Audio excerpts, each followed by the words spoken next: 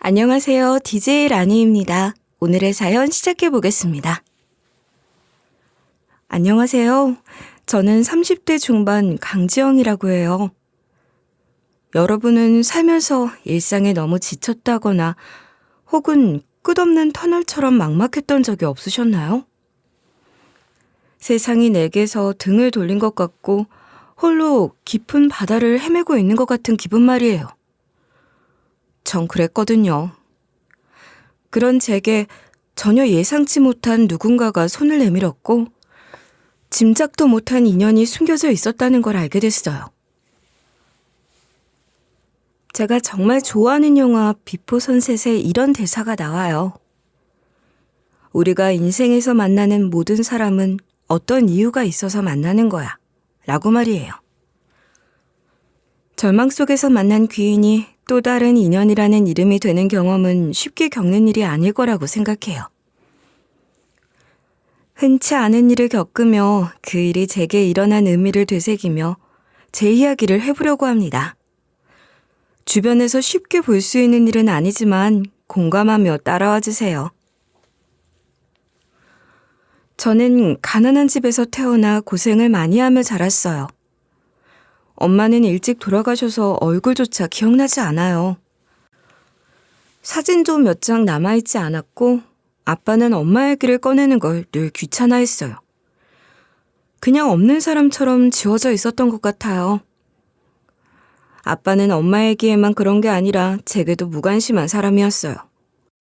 그러니 어렸을 때부터 제 곁은 늘 빈자리였습니다. 자식이라곤 저 하나인데도 아빠는 저를 전혀 챙기질 않으셨거든요.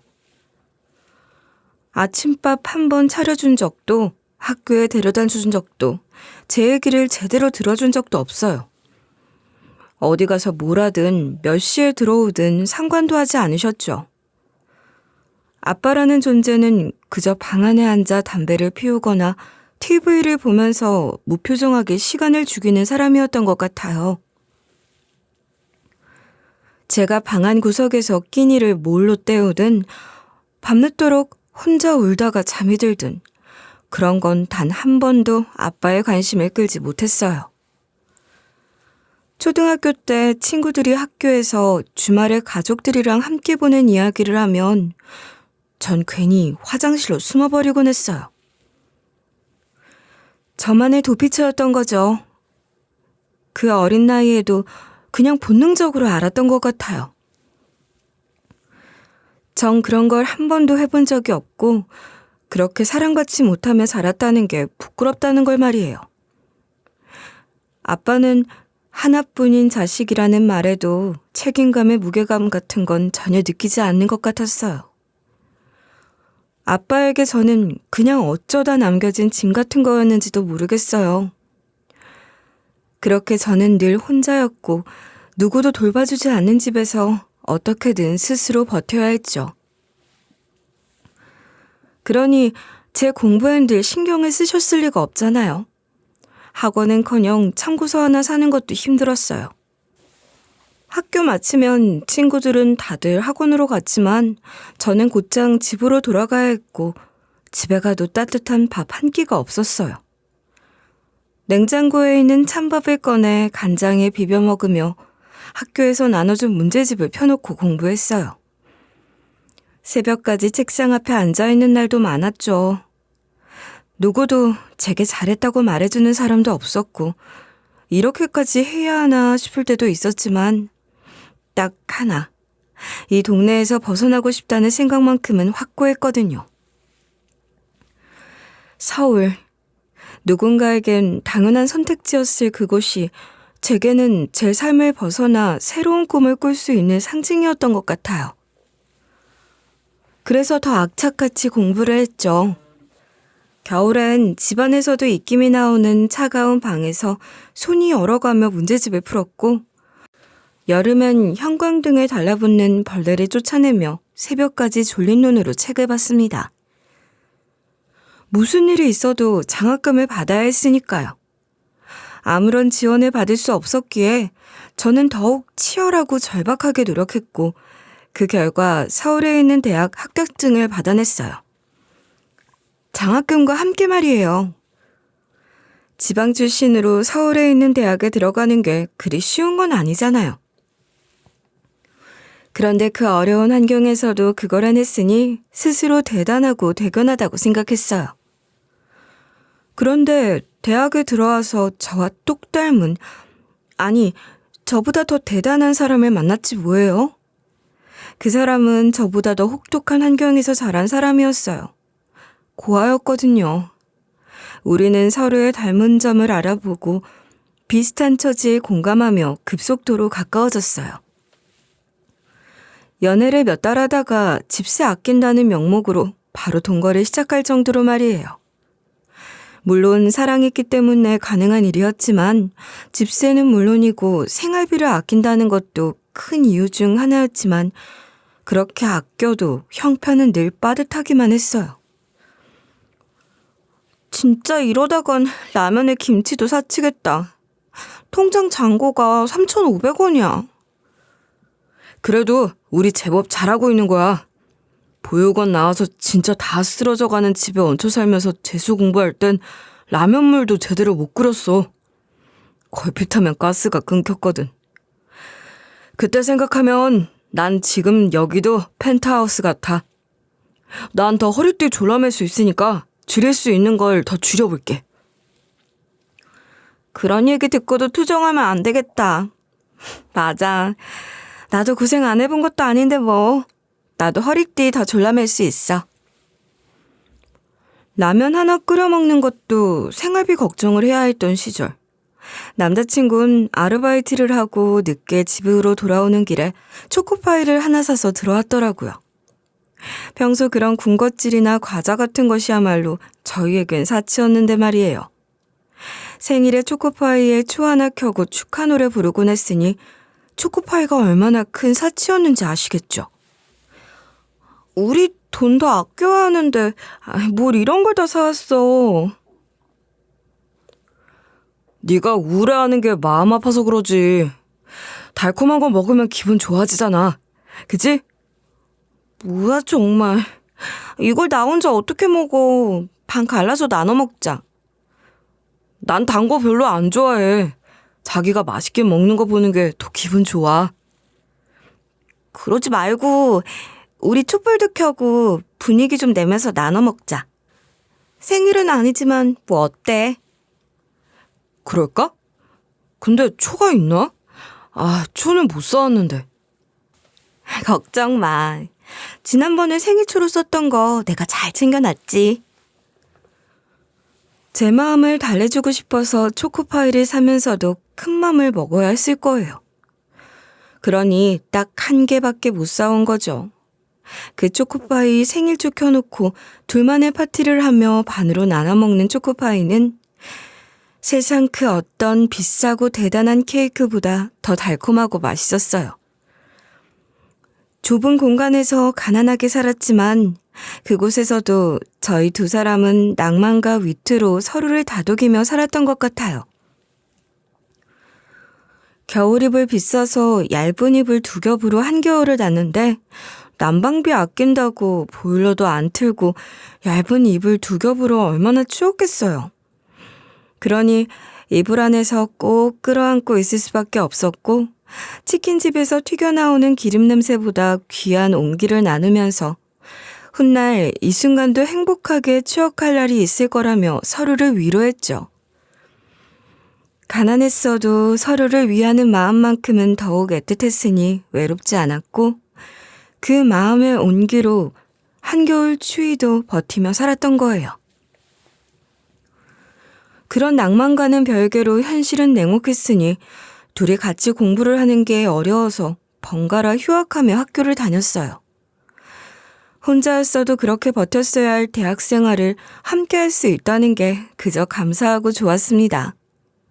생존을 위해 열심히 뛰어다녔고 또 열심히 사랑했고 그러면서 공부도 놓치지 않았어요. 참으로 열심히 살았던 시절이었죠. 그렇게 어렵게 공부해서 둘 다 졸업학기만을 남겨두고 있었던 어느 날 새벽 아르바이트를 갔다가 돌아오는 길에 교통사고를 당해 남자친구가 세상을 떠나고 말았습니다. 횡단보도도 없는 도로에서 무단횡단을 하다 난 사고였어요. 그렇게 허망하게 남자친구가 세상을 떠난 후 저 또한 삶에 대한 의지와 의욕을 모두 잃고 껍데기만 남은 것 같았죠. 아무런 감정도 없이 기계처럼 학교와 집을 오가고 있었던 것 같아요. 싸늘한 공기가 가득한 강의실 제 책상 위에는 나눠준 강의 자료가 어지럽게 펼쳐져 있었고 뿌옇게 보이는 칠판은 아득히 멀리 있는 것 같았어요. 애초에 제대로 볼 생각도 없었던 거예요. 가슴에 커다란 구멍이 뚫린 것처럼 텅 비어버린 상태. 남자친구가 떠난 이후로 저는 아무것도 씹지도 못했어요. 물조차 목구멍으로 넘어가질 않았거든요. 교수님의 목소리, 주변 학생들이 책장을 넘기는 소리가 간간히 귀에 들어왔지만 한순간 눈앞을 빙글빙글 돌더니 귀가 멍해지고 온몸에 힘이 쭉 빠지는 것 같았어요. 저는 그렇게 의자에서 무너지듯 바닥으로 쓰러졌고 친구들에 의해 병원으로 옮겨졌던 것 같아요. 정신을 차려보니 강의실보다 더 싸늘한 공기가 가득한 병실의 낯선 천장이 보이더군요. 병원에서 무슨 검사를 한다는 둥 하길래 그럴 필요 없다고 그저 며칠 제대로 먹지를 못해서 그런 것뿐이라고 했고 그에 대해 의사가 묻는 것들에 대답을 했죠. 몸에서 음식을 거부하는 동안 갑작스럽게 속이 울렁거리기도 했고 간헐적으로 찾아오던 어지럼증, 또 아침마다 몸이 물먹은 솜처럼 무겁게 가라앉곤 했던 것들. 그 모든 것들이 그저 남자친구를 잃은 슬픔에서 기이한 것이라 생각했는데 그것 때문만이 아니었던 겁니다. 그 증상들은 임신 초기의 증상이었어요. 그걸 그때 알게 된 거예요. 저는 천천히 손을 배 위에 갖다 대어 봤어요. 미미하게 평평한 아랫배. 하지만 그 안에 생명이 자라고 있다는 걸 생각하니 알 수 없는 떨림이 번지는 것 같았어요. 가슴 깊은 곳에서 무너져 내리는 슬픔과 함께 미세하게 솟아오르는 알 수 없는 감정이었어요. 혼란스럽고 두렵고 지워지지 않는 상실감 속에서도 제 안에 남아있는 남자친구의 흔적이잖아요. 남자친구가 제게 남겨준 생명이란 생각을 하니 울컥하며 제 속에 생긴 그 아이가 제 목숨보다 소중하다는 것을 깨닫게 된 거예요. 그리고 저는 그 아이를 위해 살아야겠다고 생각했어요. 그 힘으로 다시 살아갈 수 있었던 거죠.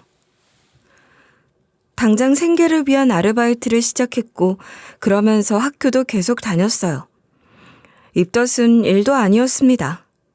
배가 불러올수록 몸은 점점 무거워지고 계단을 오르는 것도 숨이 차서 버겁고 허리도 끊어질 듯 아팠어요. 그렇지만 돈을 버는 것도 공부를 하는 것도 멈출 수가 없었습니다. 배를 부여잡고 학교 언덕길을 오르면서 이제 얼마 안 남았어. 조금만 더 힘을 내. 라고 수없이 되뇌었어요. 대단하다고 말하는 친구들과 교수님의 말이 어쩐지 곱게 들리지 않았던 건 자격지심 때문이었을까요? 배가 점점 불러올수록 사람들의 시선이 날카롭게 느껴졌고 스스로 위축됐던 것 같아요. 지친 몸으로 자취방에 돌아와 좁은 방바닥에 몸을 누이며 뱃속의 아이에게 말을 걸며 혼자 눈물을 흘렸던 밤은 셀 수도 없이 많았죠. 그래도 저는 해내고 말았어요. 드디어 졸업장을 받게 된 겁니다. 졸업장을 두 손으로 받으니 손끝이 떨리는 것 같았어요. 무거운 졸업가운 속에서 더 묵직하게 느껴지는 푸른 배. 그 안에 있는 제 아이. 그 아이가 아니었으면 저는 끝까지 해내지 못했을 거예요. 그러다 문득 이 모든 것을 함께 축하해야 할 한 사람이 없다는 걸 뼈저리게 실감했죠. 남자친구. 제 아이의 아버지가 되어줄 한 사람의 빈자리를 느끼는 순간 아이도 제 마음을 알았는지 배 안에서 살짝 움직이는 게 느껴졌어요. 그 움직임에 눈물이 왈칵 터져버린 거예요. 졸업장 귀퉁이가 젖어 들어갈 정도로 한참을 울다가 겨우 얼굴을 들었어요. 제 옆에 그 사람은 없지만 제 뱃속에서 꿈틀거리는 생명의 위안을 받으며 우리 둘이니까 괜찮다고 엄마가 끝까지 지켜줄게 라고 말했습니다. 저는 이제 엄마가 된 거잖아요.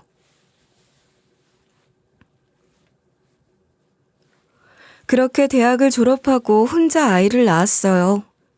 친정이라고 해봐야 엄마는 돌아가셨고 아빠는 원래도 있으나 마나한 사람이었는데 재혼까지 연락 끊고 산 지 오래였어요. 남자친구 또한 고아였으니 연락할 가족이 있는 것도 아니고 저를 도와줄 수 있는 사람은 아무도 없었던 거예요. 그러니 혼자서 출산을 준비하는 일은 막막하기만 했어요. 그나마 다행인 건 미혼모 출산 지원 제도가 있어서 도움을 받을 수 있었다는 겁니다. 중년의 상담사는 무척이나 친절했어요. 미혼모 보호시설, 자활쉼터 같은 정부나 비영리 단체가 운영하는 시설들이 덜어 있었고 그런 곳에선 저같이 도움받을 곳이 없는 미혼모들이 출산 전후로 안정적으로 머물 곳은 물론이고 산후조리까지 지원해주더라고요. 작은 가방 하나에 옷가지를 챙겨 보호소에 들어갔는데 낯선 곳에서 잘 지낼 수 있을까라는 두려움은 금세 사라질 정도로 따뜻한 곳이라는 것에 안심했던 것 같아요. 저보다 먼저 그곳에 입소한 다른 미혼모들이 먼저 다가와 말을 건네기도 했고 깔끔하게 정돈된 침대와 아기 용품들을 보니 가슴이 몽글몽글해지는 것 같았어요. 그리고 얼마 후 지옥 같은 진통 끝에 드디어 제 아이, 세상에서 하나뿐인 제 딸을 품에 안을 수 있었습니다. 처음 들어보는 갓난아이의 울음소리가 세상의 모든 소음은 물론이고 제 안에 불안마저 전부 잠재우는 것 같았어요. 눈물과 땀이 뒤섞인 얼굴로 아이의 얼굴을 바라봤어요. 갓 태어난 아이였지만 그 사람의 미소를 닮은 작은 입술과 그 사람을 닮은 시원한 이마를 본 순간 심장이 저릿하게 아팠습니다. 그렇게 아이를 낳고 정부 지원을 받는 시설에서 산후조리까지 마친 후 저는 좁은 새방살이를 시작했어요. 아이를 키워야 하니 너무 허름하고 비위생적인 곳은 피하고 싶었고 또 햇살이 드는 곳이었으면 하고 바랐는데 그런 집을 구할 돈이 없으니 그게 문제였죠. 다행히 주인집 문간방에 새방 얻어 살 수 있는 집을 구했는데 제 사정을 딱하게 본 주인 할머니가 방값도 조금 깎아주신 덕분에 아이를 햇살이 드는 깨끗한 방에서 키울 수 있게 됐습니다. 뿐만 아니라 저를 불쌍하게 여겨주셨던 주인 할머니가 여러모로 저희 모녀를 많이 도와주셨어요. 할머니는 저를 늘 애미야라고 부르셨는데 애가 애를 낳았다고 하시면서도 꼭 저를 애미야라고 부르시면서 저 스스로 엄마라는 것을 되새기고 잊지 않도록 해주셨던 것 같아요. 애미야, 아직 밥 안 먹었지? 너 밥은 할 줄 아니? 이거나 먹어. 들깨 미역국인데 부지런히 먹어두면 너한테도 좋고 애한테도 좋아. 할머니, 저 밥 할 줄 알아요. 정말 괜찮은데. 매번 이렇게 신경 쓰지 않으셔도 괜찮아요. 이렇게 너무 잘해주시면. 또 눈물바람. 애미가 이렇게 마음이 약해서 어떡하누. 사람은 본디 밥심으로 버티며 사는 거야. 애가 이렇게 이쁜데 엄마가 힘들면 애도 힘들어. 네, 할머니. 먹고 힘내서 열심히 살게요. 정말 감사합니다. 할머니 안 계셨으면 저 혼자 어떻게 했을지 모르겠어요. 나도 다 겪어봐서 알아. 이제 몸도 겨우 풀렸는데 나가서 일할 생각만 하니 몸이 더 힘든 거야. 일자리 구하면 애 맡길 곳 찾아본다고 또 쓸데없이 돌아다니지 말고 내가 애 봐줄 테니까 나한테 맡겨. 알았냐? 네? 할머니, 정말이세요? 정말 우리 애 봐주실 수 있으세요?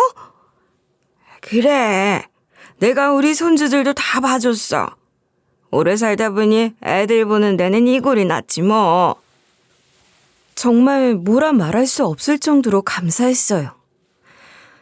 제가 부탁을 드리지도 않았는데 몸 추스르는 것도 봐주시고 또 아이 맡겨놓고 일하러 가야 하는 제 사정도 먼저 살펴주신 거예요. 내일이라도 당장 어디다가 일할 수 있게 되면 걱정 말고 애를 맡기라고 하시더라고요. 그러시면서도 제가 부담스럽지 않게 늘 그렇게 애들 봐주는 일을 하는 게 할머니의 일상이셨다고 해주셨어요. 할머니는 제게 친정엄마나 다름없었죠. 아니, 그 이상이었습니다. 할머니 덕분에 저는 딸아이 맡겨놓고 마음 편히 일하러 다닐 수 있었어요. 첫 월급 받았을 때 제일 먼저 할머니께 감사사례부터 했는데 그마저도 다 받으려 하지 않으셨고 기분이다 하며 조금만 가져가셨던 분이세요. 그렇게 돈도 거의 안 받으시고 딸아이 봐주시며 먹는 것도 잘 챙겨주시고 친손주 못지않게 정성을 쏟아주신 건 제가 잘 알아요. 애기 덕분에 할머니가 더 건강하게 오래 살 수 있다 하시며 말씀도 얼마나 고맙게 해주셨는지 모릅니다.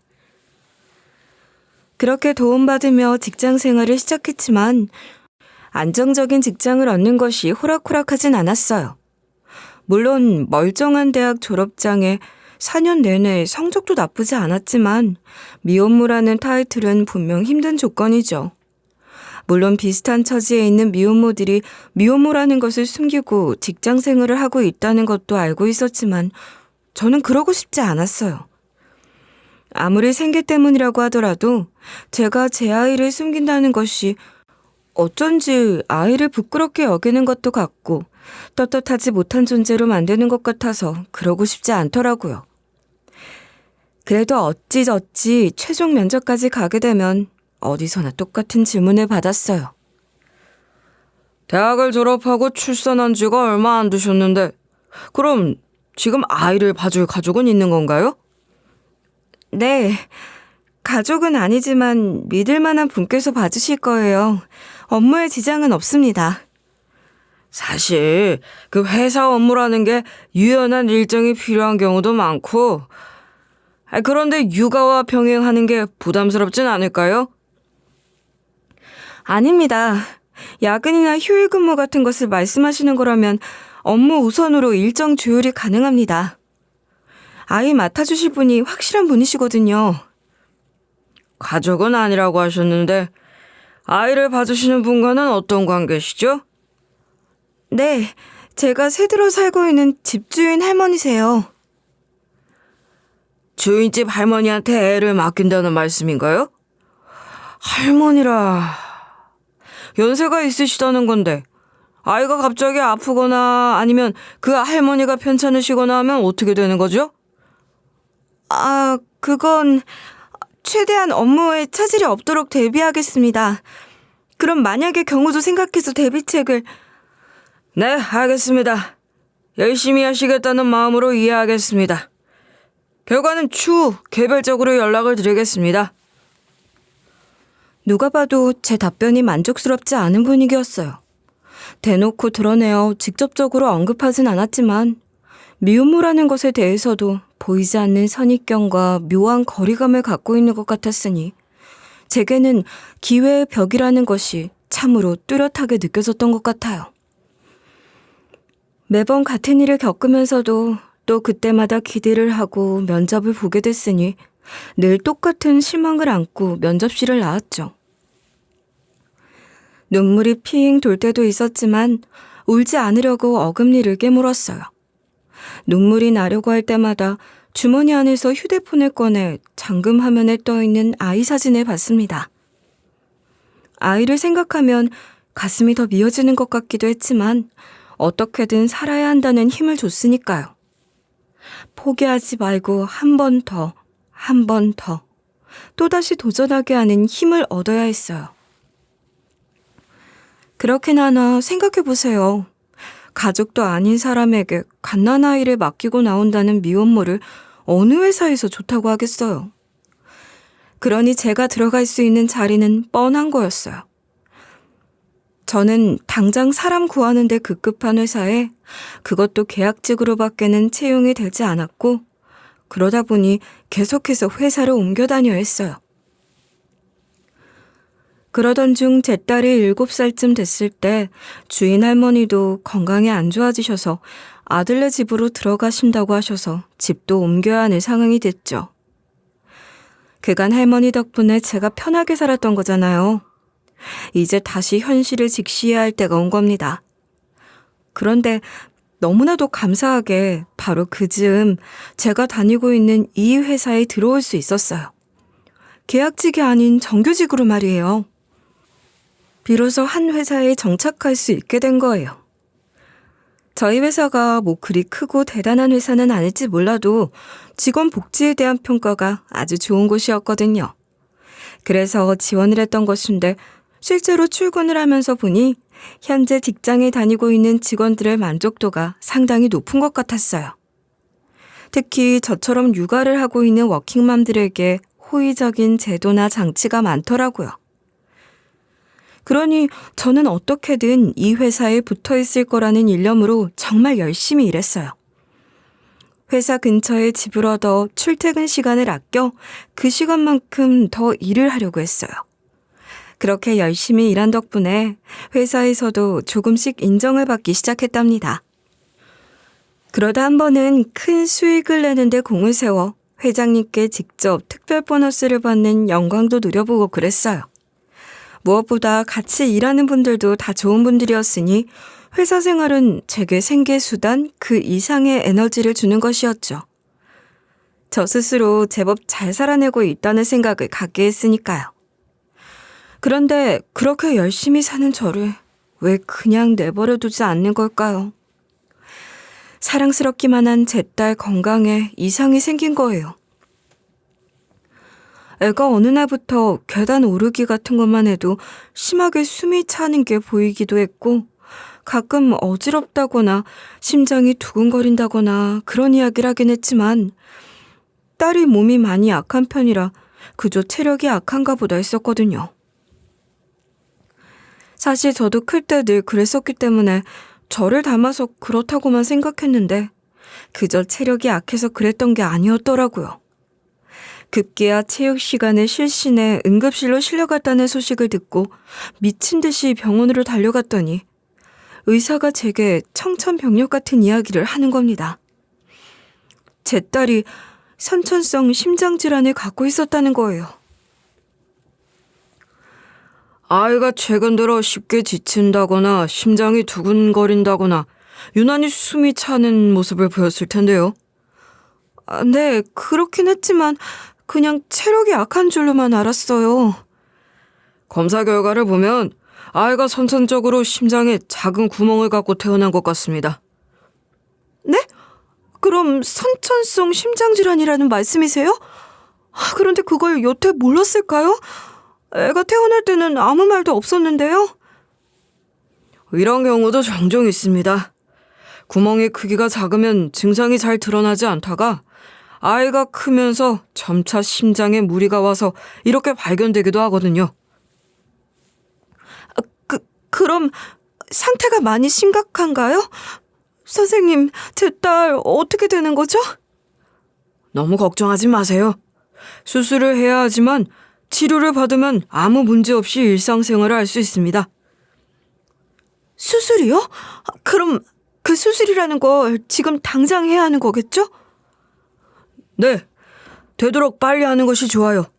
방치하면 더 심해질 테고 아이가 어릴수록 회복도 빠르고 심장에 가해지는 부담도 덜어줄 수 있습니다.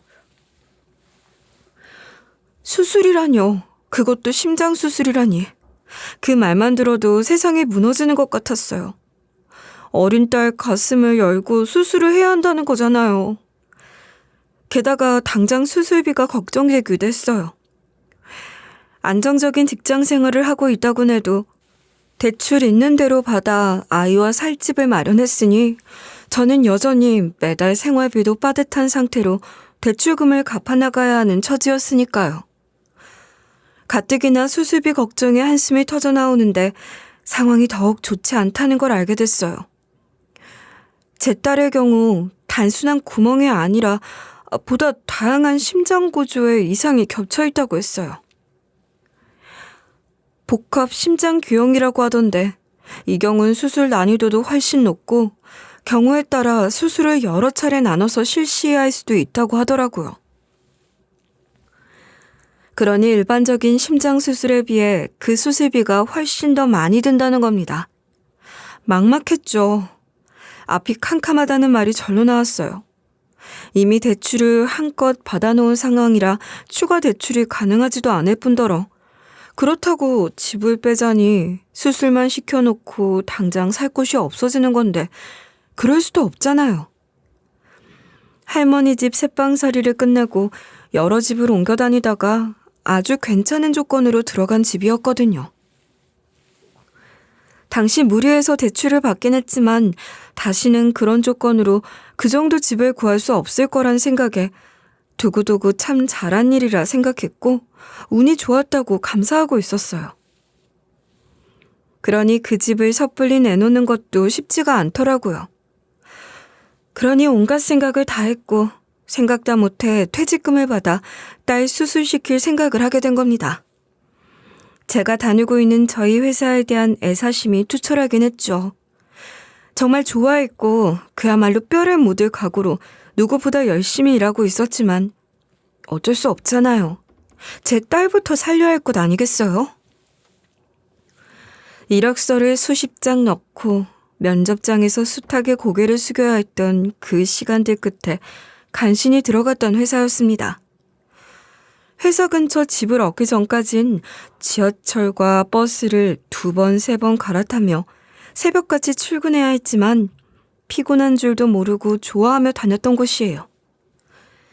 이 회사에서만큼은 무조건 살아남아야 한다고 절대 놓칠 수 없는 기회라 생각했었죠. 그렇게 좋아했던 회사였으니 저는 사직서를 책상 위에 올려두고 아무 말도 못한 채 한참을 앉아 있었던 것 같아요. 당장 딸아이 수술비가 필요한 상황, 아이의 생명이 달린 일, 당장 수술 일정도 잡아야 하고 아이 곁에서 제가 돌봐야 하니 퇴직금 때문이 아니어도 어차피 회사를 그만두는 게 맞다고 스스로를 달래듯이 되뇌었어요. 그런데도 사직서를 팀장님 책상 위에 올려놓는 것이 쉽지 않더라고요. 첫 명함이 나왔던 날, 첫 월급을 받던 날, 좋은 성과를 내어 인정받던 날 등 여러 기억이 머릿속에서 겹쳐지며 복잡하게 뒤엉켰죠. 다시는 이런 회사에 들어갈 수 없을지도 모른다는 두려움에 망설이게 됐지만 결국 결론은 하나였어요. 모든 걸 내려놓고 받아들여야 했습니다. 딸아이 이름을 조용히 입안으로 불러보며 차갑게 식은 손가락으로 사직서를 들어 팀장님 앞에 내놨습니다. 퇴직금이 곧 아이의 수술비가 된다는 것을 한 번 더 되새기며 괜찮다고 다시 시작하면 된다고 주문처럼 소리 없이 외쳤던 것 같아요. 제 사직서를 받은 팀장님 또한 너무나도 뜻밖이셨을 테니 많이 놀라시더라고요. 갑자기 무슨 일이냐는 팀장님께 제 사정을 사실대로 말씀드리며 어쩔 수 없는 선택이라는 것을 알려드렸고 팀장님도 다 듣고 나시더니 그저 안타깝다는 말씀만 되풀이하셨어요. 상황이 안타깝긴 하지만 팀장님으로서도 뭘 어떻게 하실 수는 없는 거잖아요. 한숨만 쉬시다가 제 사직서를 받으셨죠. 그런데 얼마 지나지 않아 팀장님이 제게 그러시는 거예요. 강대리, 이 사직서 반려됐어. 네?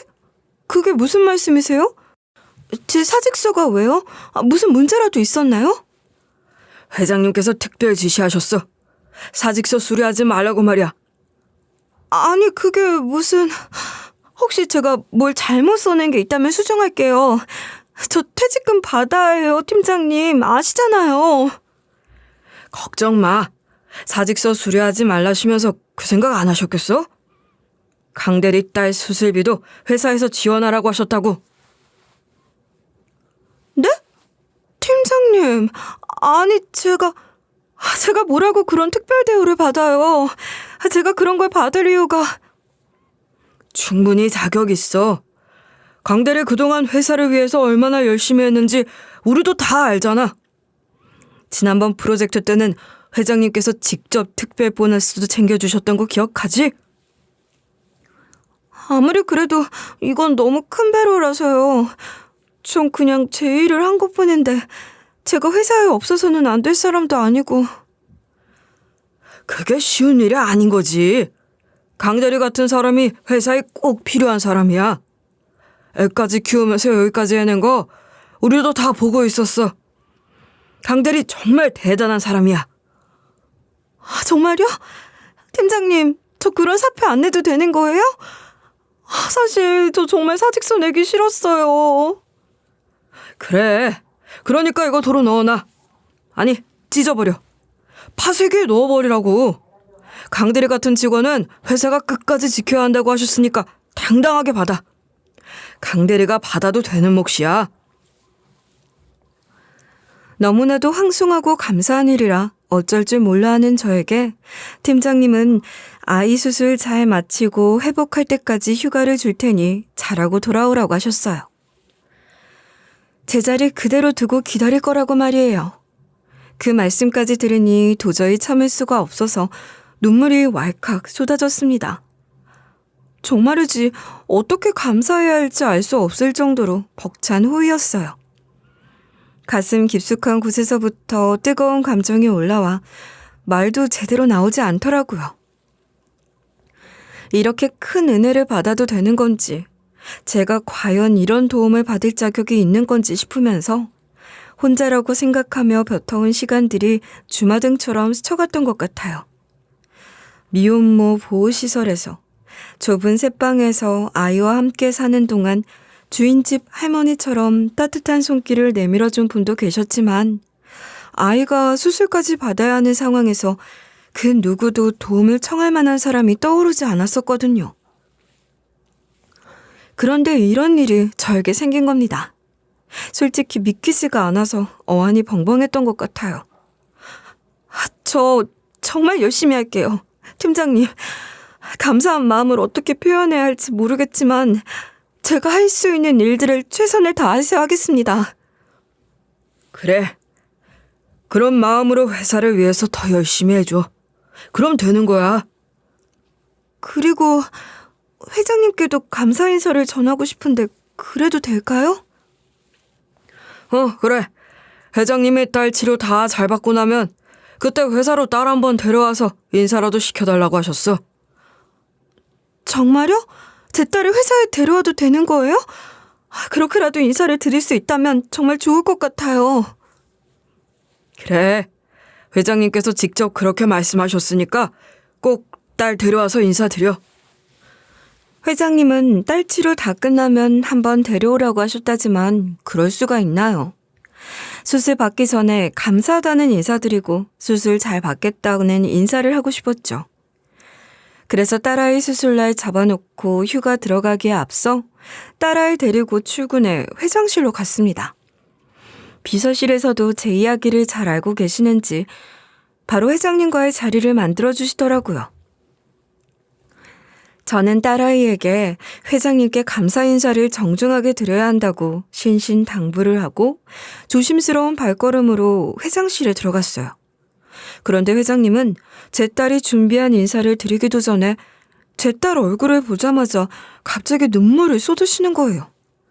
그냥 눈물을 흘리시는 정도가 아니라 아예 펑펑 울며 무릎까지 꿇고 주저앉는 회장님을 보고 저와 딸은 어찌할 바를 몰랐습니다. 저도 저지만 딸아이도 많이 놀란 것 같았어요. 누가 봐도 회장님이 제 딸아이를 보고 놀라 눈물을 흘리기 시작하신 거였거든요. 대체 무슨 일로 그러시는 건진 너무 궁금했지만 회장님이 진정하실 때까지 저희 모녀는 당황스러운 상태로 기다릴 수밖에 없었어요. 한참을 기다린 후에야 겨우 진정한 회장님께 자초지종을 드릴 수 있었는데 제가 듣게 된 진실은 너무나도 놀라운 것이었습니다. 도저히 짐작도 할 수 없는 그런 일이었어요. 회장님은 죽은 제 남자친구, 그러니까 제 딸 생부의 아버지셨던 거예요. 제 남자친구는 회장님의 혼외자였던 겁니다. 회장님은 남자친구 생모와 오랜 연인이었으나 집안의 반대로 헤어지고 집안에서 원하는 결혼을 했으나 남자친구의 생모를 잊지 못했고 그 관계를 끊지 못한 채 남자친구를 갖게 된 거죠. 그러나 그렇게 얻은 자식을 드러내놓을 순 없었고 그런 회장님의 태도에 상처를 받은 남자친구의 생모는 회장님을 떠나 숨어버렸다고 해요. 이후 회장님은 남몰래 그 모자의 행방을 찾으려 했으나 쉽지 않았다는 거예요. 처지가 처지인지라 대놓고 찾아 헤맬 수도 없었으니 아주 적극적으로 찾았다고 할 수는 없는 거죠. 흔한 이야기라 느껴질 수도 있을 겁니다. 그렇지만 내게는 절박한 일이었어요. 내가 용기가 없었다고 할지도 모르겠지만 그때 나는 그럴 수밖에 없었어요. 아닙니다. 이해합니다. 그 사람은 그런 이야기를 전혀 모르는 것 같았어요. 생모에게 그런 이야기 들은 적이 없는 거죠. 그분도 회장님을 원망하는 마음으로 떠나셨던 건 아닐 겁니다. 짐이 되고 싶지 않으셨을 거예요. 그런 걸까요? 나를 원망하지 않았다. 혹시라도 아이가 커서 나를 찾아오지는 않을까 하는 마음도 있었어요. 그런데 아무리 기다려도 소식은 없었고 그렇게 인연이 끊어져 버렸던 겁니다. 그 사람은 친부의 존재에 대해서 한 번도 얘기한 적이 없어요. 생모가 끝까지 회장님의 존재를 숨겨주신 것 같아요. 남자친구는 어머니에 대한 기억을 어렴풋하게 갖고 있긴 했어요. 엄마 얼굴도 모르는 저와는 달리 5살 무렵까지는 생모 손에서 자랐다고 했거든요. 그런데 생모가 죽고 고아가 되어 보육원으로 보내졌던 거예요. 당시 남자친구가 많이 어리긴 했지만 생모가 마음만 먹었다면 어떤 식으로든 남자친구에게 생부의 존재에 대해서 알려줄 수도 있었을 텐데 그러지 않으신 거죠. 홀로 남겨질 아들 걱정을 하면 생부의 존재를 알리고 싶은 생각도 왜 없었을까요? 그러나 결국은 그러지 않는 것이 아들을 진정으로 위하는 길이라고 생각하셨던 것 같아요. 저는 그 심정을 조금은 알 것 같더라고요. 내가 비겁했으니 나를 믿지 못해서 그랬던 거겠지요. 부끄럽습니다. 아니에요, 회장님. 전 돌아가신 분의 생각을 조금은 알 것 같기도 해요. 그분은 회장님과 아들을 둘 다 지키고 싶으셨을 거예요. 내가 조금만 더 일찍 찾았더라면 아내가 병으로 죽고 나서야 본격적으로 아들을 찾으러 나섰고 결국 찾아내긴 했는데 이미 그 사람이 죽은 후에 찾으셨던 거군요. 정말 허망하고 안타까운 일이었습니다. 정말 안타까운 사람이었어요. 그래요. 찾고 보니 이미 이 세상 사람이 아니더군요. 그렇게 어린 나이에 그렇게 됐다는 걸 알고 참 많이 힘들었어요. 받아들이기가 힘들었지요. 당연히 그러셨을 겁니다. 저도 자식 키우는 입장에서 그 심정이 너무 짐작됐어요. 딸아이가 수술만 하면 아무 일 없을 거라고 했지만 심장 수술이란 말을 듣는 순간 세상이 무너지는 것 같은 기분을 느껴봤잖아요. 부모에게 자식은 그런 존재인 거죠. 회장님은 그때 죽은 남자친구에 대해 여러모로 조사를 하다가 제 존재에 대해서도 알고는 있었던 것 같아요. 그렇긴 하나 저희가 결혼을 한 것도 아니었고 제가 그 사람의 아이를 가졌다는 것에 대해선 전혀 모르셨던 거죠. 그러니 그 당시에도 저를 따로 찾아오거나 그러진 않았던 것 같아요. 강대리 아니 강지영 씨에 대해서는 알고는 있었어요. 내 아들과 좋아 지내는 사이였다는 걸 말이에요.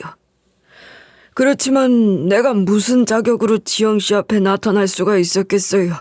그럴 수는 없었지요. 혹시 그럼 회장님, 제가 이 회사에 입사하게 된 것이 그때부터 회장님께서 어떤 배려를 해주셨던 건가요? 아니에요. 그렇진 않아요. 그땐 전혀 몰랐고 얼마 전에 강대리가 큰 공을 세웠을 때 그때 알게 됐어요. 어딘가 낯이 익다 했더니 출신 대학을 보니 내 아들과 같은 대학인 걸 보고 옛날 자료를 찾아보고 알아본 거예요. 죽은 아들의 여자친구였던 저를 뒤늦게 알아보긴 하셨지만 따로 절 찾진 않으셨던 건 제가 애엄마라고 하는 걸 듣고 괜한 신뢰가 될 것 같아 내색하지 않기로 하셨던 거래요. 저희 팀에서야 제가 남편 없이 아이나 혼자 키우고 있다는 걸 다 알고 있고 물론 인사카드에도 그런 정보들이 기록되어 있겠지만 사람들이 저를 칭할 때 미혼모라고 하진 않잖아요. 그저 애를 키우고 있는 사람이라곤 해도 굳이 미혼모라고 하지는 않았으니 회장님이 일부러 제 인사카드를 찾아보지 않는 이상 제가 미혼모인 걸 알 순 없었을 거예요. 그러니 제가 자기 아들이 죽은 후 다른 사람이랑 결혼해 가정 꾸리고 잘 살고 있는 걸로 생각하셨던 거죠. 그런 상황에서도 제가 딸아이 수술비 때문에 회사를 그만두는 상황에 처했다고 하니 호의를 베풀어 주셨던 겁니다. 그런데 제 딸 얼굴을 보자마자 아셨던 거예요. 문을 열고 들어서는 아이의 얼굴을 보고는 너무 놀라서 기절할 뻔했습니다. 나는 내 아들 모습을 사진으로만 봤지만 생모를 빼닮은 모습을 보고 참 많이 울었었거든요. 제 딸이 제 아빠 모습을 많이 닮았죠? 웃을 때 입매며 이마가 특히 똑같아요. 저도 갈수록 제 아빠를 닮아가는 걸 느끼고 있어요. 맞아요. 너무 닮았어요. 내 눈엔 죽은 아들 모습에 더해 그 사람, 이 아이 할머니 되는 그 사람의 얼굴이 겹쳐 보이더군요. 정말 많이 닮았어요. 그렇군요. 전 사진으로도 그분을 뵌 적이 없어요. 그 사람도 어머니 사진 한 장 갖고 있지 못한 걸 아쉬워했었는데 제 딸이 할머니를 닮은 거군요. 인솔아, 여기 이분이 네 할아버지셔. 인사드려. 할아버지? 엄마, 나 할아버지가 생긴 거야? 맞아. 엄마도 몰랐고 돌아가신 아빠도 모르고 돌아가셨지만 네 할아버지셔. 어디 한번 안아보자. 은솔이라고 했니? 회장님은 단순한 호의로 저를 지켜보셨던 것뿐이고 누구보다 열심히 살아온 저를 도와주고 싶었던 것뿐이셨으니 엄청난 충격을 받으셨을 겁니다. 제가 봐도 제 딸아이가 죽은 남자친구랑 무척이나 많이 닮았거든요. 저도 한 번씩 깜짝깜짝 놀라곤 할 정도예요. 회장님은 가슴속 깊이 묻어두었던 아들, 사진으로밖에 만나지 못한 그 아들의 모습을 제 어린 딸의 얼굴에서 발견한 거예요. 그뿐인가요? 집안의 반대로 이루어지지 못한 첫사랑의 모습 또한 본 거잖아요. 그러면서 오래 묵혀두었던 죄책감 또한 다시 한번 물밀듯 밀려왔을 겁니다. 남자친구의 친부가 제 앞에 나타날 거라곤 꿈에서라도 그런 생각을 한 적이 없었으니 저 역시 너무나 놀라고 당황스러웠지만 죽은 줄로만 알았던 아들이 남긴 자식이 있다는 걸 뒤늦게 알게 된 회장님의 충격이 훨씬 더 컸을 거예요. 그 감정의 파급력 또한 그랬을 테고 말입니다. 회장님은 제 딸아이를 조심스럽게 끌어안고 한동안 또 눈물을 흘리셨어요. 그 눈물에 얼마나 깊은 회한이 묻어있는지, 얼마나 긴 세월이 묻혀있는지 제가 미루어 짐작하는 이상의 것들이 담겨 있었겠죠. 딸아이도 무언가 느껴지는 게 있었는지 답답하다고도 하지 않고 어색해하지도 않은 채 회장님께 안겨있더라고요. 그 모습을 보는 저 또한 심장이 뜨거워지는 것 같았어요. 제게는 제 딸이 세상에 둘도 없는 하나뿐인 딸아이라는 것이 그저 소중하고 소중한 사실이었지만 그게 늘 딸에게는 미안하기도 했어요. 세상에 아무도 없이 저희 둘뿐이라는 게 딸아이에게는 참 쓸쓸한 일이잖아요. 가까운 친척도 하나 없이 외톨이로 낳아준 것이 늘 미안했었는데 이제 제 딸아이에게 할아버지가 생겼다는 생각에 마음이 너무 좋았던 것 같아요. 제 심정이 그 정도였으니 회장님은 어떠셨겠어요? 있는 줄도 몰랐던 핏줄을 만나게 된 감격에 정말이지 어쩔 줄 몰라 하셨어요. 게다가 저희 회장님은 알고 보면 외로운 분이시거든요. 집안에서 강제로 시킨 정략 결혼 후 부인과 어떻게 지내셨는지 모르겠으나 아들도 하나 낳고 남편과 아버지로서의 본분을 다하며 사셨던 것 같긴 해요. 그런데 그 아들이 부인보다 먼저 세상을 떠났으니 자식 둘을 모두 앞세운 사람인 거죠. 부인간 크게 정도 없이 사셨을 테니 부인이 먼저 떠난 것이 그리 의미가 있진 않겠지만 어쨌거나 곁에 남은 가족이 하나도 없는 쓸쓸한 분이셨던 건 사실입니다. 그런 분이셨으니 제 딸의 존재가 얼마나 더 귀하고 소중하게 느껴졌겠어요. 당장이라도 호적에 올려 떳떳한 손녀로 맞아 해주고 싶은 거 다 해주겠다고 하셨는데 그게 그렇게 간단한 일이 아니더라고요. 제가 남자친구와 결혼하지 않고 미혼모의 상태로 낳은 딸이기 때문에 제 딸이 할아버지인 회장님의 호적에 직접적으로 오를 수는 없다고 해요. 그게 법에 그렇다고 하네요. 반드시 친부의 가족관계 등록부에 먼저 올라야 한다는데 제 딸은 저의 단독 호적에 등록되어 있고 친부인 남자친구는 이미 사망한 상황이니 남자친구의 친생자라 하더라도 호적에 오를 방법이 없는 거예요. 친부인 남자친구가 사망한 상황에선 제 딸이 할아버지 쪽으로 직접 입적하는 것이 불가능하다는 것을 알고 회장님은 무척이나 상심하시는 것 같았어요. 그러시더니 어느 날 조심스럽게 저에게 물어보시는 거예요.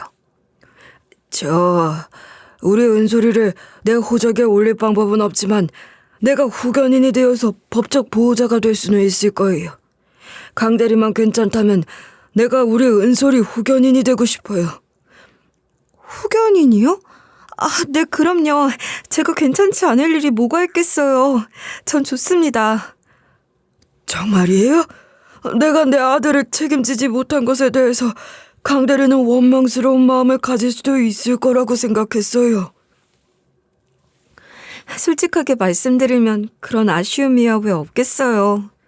그렇지만 또 그랬다면 제가 그 사람과 인연이 닿았을까 싶기도 하고 무엇보다 그런 원망 때문에 회장님과 제 딸의 관계를 막을 생각은 전혀 없어요.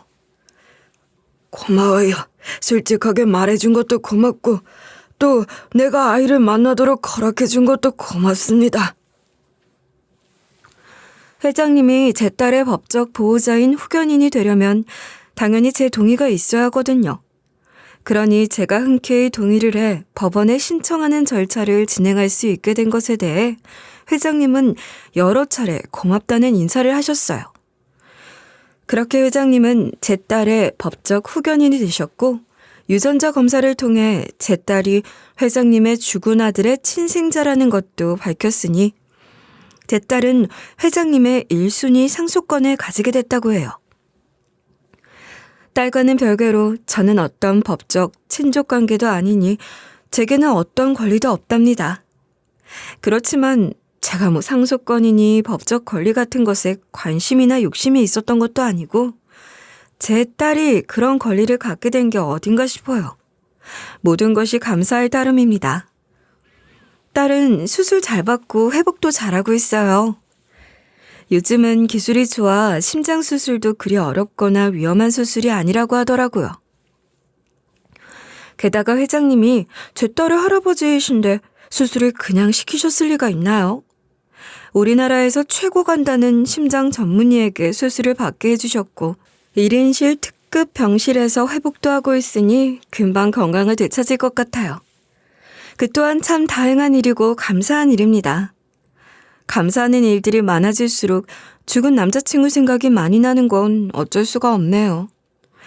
남자친구도 지금 함께 이 자리에 있을 수 있다면 얼마나 좋을까요?